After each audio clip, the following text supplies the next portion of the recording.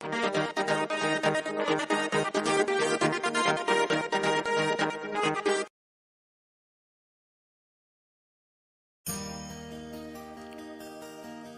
આત્માના અવાજથી કોઈ સારા કાર્ય માટે તમે ભગવાનને બોલાવો છો તો તેને પણ તમારો સાથ સાંભળી તમારી સહાય માટે આવવું જ પડે છે.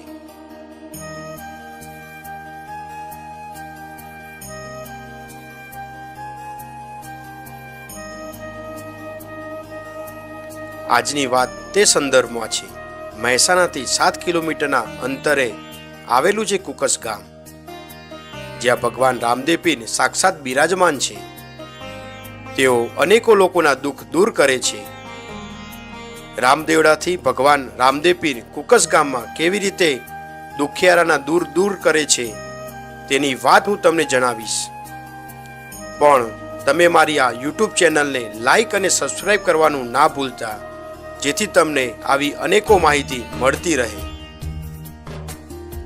આજથી 427 વર્ષ પહેલા આજે જે કુકસ નામે ગામ છે તે કંકાવટી નગરી તરીકે જાણીતું હતું.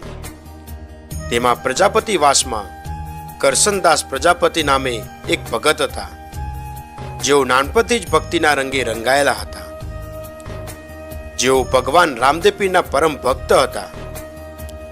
ભગવાન રામદેવ પીરમાં તેમને પૂર્ણ વિશ્વાસ, અતૂટ શ્રદ્ધા અને અલૌકિક ભક્તિ હતી. તેઓ હંમેશા લુગડાનો લીલુડો ઘોડો પોતાની સાથે લઈને ફરતા. ભગવાન રામદેવ પીરના લીલુડા ઘોડાને દરેક વસ્તુ ધરાવીને જ પોતે જમતા હતા. તેઓ કહેતા કે આ ઘોડાને જમાડું એટલે મારા રામદેવ પીર બાપા પોતે જ જમે છે. તેઓ તેમને અતૂટ વિશ્વાસ હતો.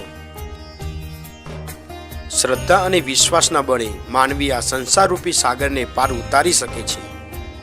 પછી તો કરસનબા ભગત ગામ પર ગામ ભજન અને સત્સંગ કરતા રામદેવ પીરના મહિમાના ગુણ ગાતા હતા. એક વખત બધા મોહલ્લાના ભાઈઓ એક દીકરીનું વહીવિચાર કરવા માટે બહાર ગામ ગયા હતા. તે સમયે કરસનબા ભગતનો ઘોડો એમની સાથે હતો. બધા જમવા માટે બેઠા હતા. તે સમયે બધાને જમવા માટે થાળીઓ આપવામાં આવી. એટલે કરસનબા ભગતે પોતાના ઘોડાની સામે થાળી મૂકી. ત્યારે ઘરમાં રહેલી નવવધુઓ તે જોઈને બોલી ઉઠી, આ કપડાનો ઘોડો છે, તો થોડો જમતો હશે કે તમે તેની સામે થાળી મૂકી છે? ત્યારે કરસનબા ભગતે કહ્યું કે આ ઘોડો પણ જમે છે. ત્યારે નવવધુએ પૂછ્યું, તમારો ઘોડો શું ખાશે? ત્યારે કરસનબા ભગતે કહ્યું કે આ ઘોડો મઠ ખાશે. એક ટોકરમાં મઠ ભરીને મૂકવામાં આવ્યા. લુગડાનો ઘોડો આ બધા મઠ ખાઈ ગયો. ત્યાં હાજર હતા તે બધા આશ્ચર્યચકિત થઈ ગયા. આ દ્રશ્ય જોઈને નવવધુ કરસનબા ભગતની માફી માંગવા લાગી. મને માફ કરી દો તેવું રટણ કરવા લાગી. મારી ભૂલ થઈ ગઈ, તમારી ભક્તિ સાચી છે. એ દિવસ પછી તો કરસનબા ભગતની વાતો આજુબાજુ બધે ફેલાવા લાગી. એક વખત કરસનબા ભગત બધાની સાથે સાંજે ભજન સત્સંગમાં વાસમાં બેઠા હતા. તે સમયે કરસનબા ભગત પોતાના બંને હાથ ઘસવા લાગ્યા. બધાએ જોયું તો તેમના હાથમાંથી રાખ નીચે પડતી હતી. તેમના બંને હાથ દાઝી ગયા હતા. બધા પૂછવા લાગે કે ભગત આ શું થયું, આ શું કરો છો? ત્યારે કરસનબા ભગતે કહ્યું કે દ્વારકામાં મારા રણુજાવાળા મારા દ્વારકાધીશના વાઘા સળગે છે, તેને હું મારા બંને હાથથી ઓલવું છું. આ વાત સાંભળી બધા વિચારમાં પડી ગયા. શું અહીંયા બેઠા બેઠા કુકસમાંથી દ્વારકાધીશના વાઘા ઓલવી શકાતા હશે? તેવા પ્રશ્ન ત્યાં બેઠેલા વ્યક્તિઓના મનમાં ઊભા થયા. પણ ભગતની ભક્તિને પણ તે વ્યક્તિઓ જાણતા હતા. તેમને તેમના અનેકો પરચા જોયા હતા. પણ સાચી હકીકત જાણવા માટે ગામના થોડાક આગેવાનો ઘોડા લઈને દ્વારકા તરફ પ્રયાણ કર્યું. બીજી તરફ ત્યાં દ્વારકાધીશે પણ પરચો આપ્યો અને કહ્યું કે આ મારા જે વાઘા સળગ્યા હતા તે મારા ભક્ત કરસને ત્યાં બેઠા બેઠા ઓલવ્યા છે.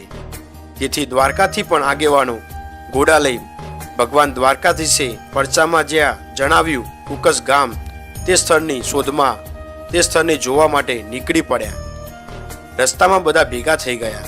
બધા પોતે જે વાત જાણતા હતા તેની આપલે કરી.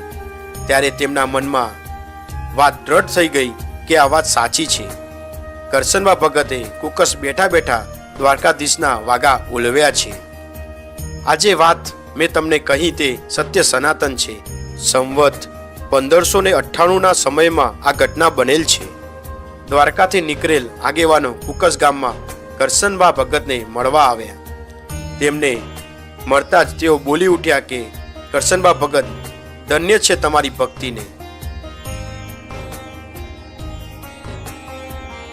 કરશનબા ભગતે ભગવાન રામદેવપીરને કહ્યું કે હું તમારી ભક્તિ કરું છું, તેવું આ જગતને તમે પ્રમાણ આપો, જેથી તમારી સાથે મને પણ લોકો યાદ કરે.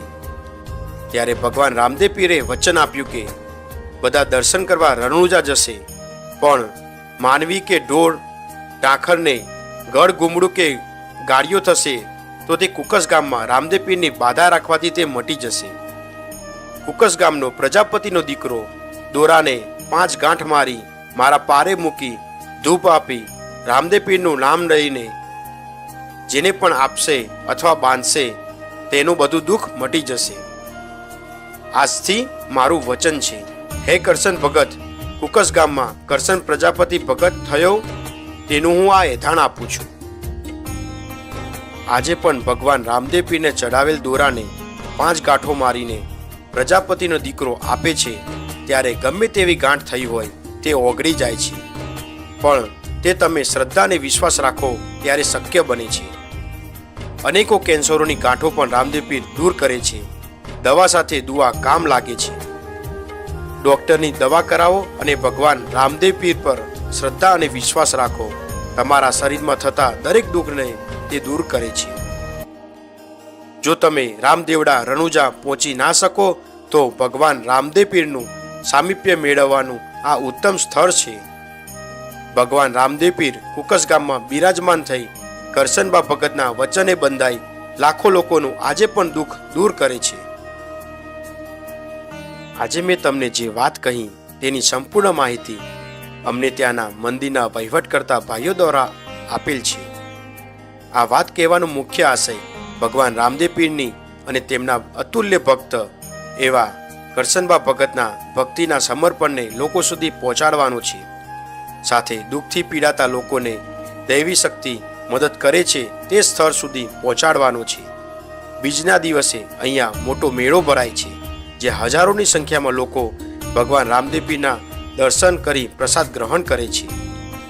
પોતાની માનતા પૂર્ણ થતા લોકો ગોળ સાકર કે પેડાથી દુઃખ દૂર થનાર વ્યક્તિને કે બાળકને જોખે છે અને ત્યારબાદ ગોળ સાકર કે પેડા પ્રસાદ તરીકે લોકોમાં વહેંચે છે. મારો આ વિડીયો જોનાર દરેકને ભક્તિના એક ભાવથી કહું છું કે તમે એક વખત અવશ્ય કરશનબા ભગતના ભગવાન રામદેવપીરની ભક્તિ સમા આ સ્થળની અવશ્ય મુલાકાત લો. તમારા દરેક દુઃખ દૂર થશે તેવો મને ભગવાન રામદેવપીર પર અપાર વિશ્વાસ છે.